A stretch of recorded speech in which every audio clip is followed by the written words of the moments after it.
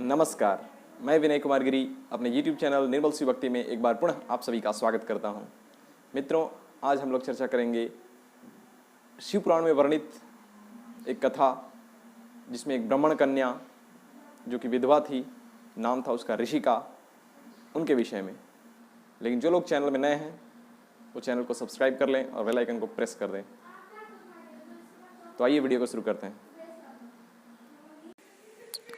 नर्मदा किनारे एक ब्राह्मणी थी जिसका नाम ऋषिका था।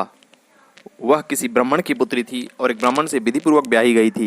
यद्यपि वह द्विज पत्नी उत्तम व्रत का पालन करने वाली थी, तथापि अपने पूर्व जन्म के किसी अशुभ कर्म के प्रभाव से बाल वैधव्य को प्राप्त हो गई।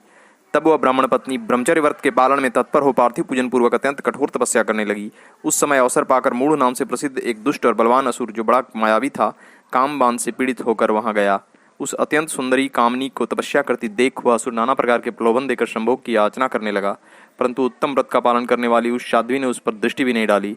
उस सुंदरी से तिरस्कृत हो उस मूढ़ ने क्रोधपूर्वक अपना विकट रूप दिखाकर उसे डराने लगा। उससे भयभीत हो वह सुंदरी अपने धर्म की रक्षा के लिए शिव को पुकारने लगी।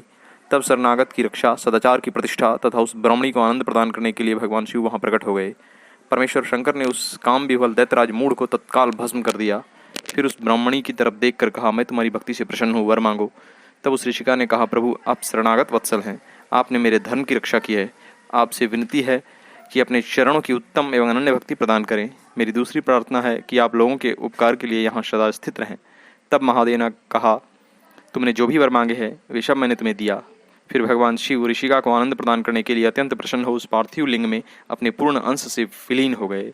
यह देख सभी देवता जो शिव जी के प्रकट होने पर वहां आए थे आनंदित हो शिव तथा ऋषिका की प्रशंसा करने लगे और अपने अपने धाम को चले गए।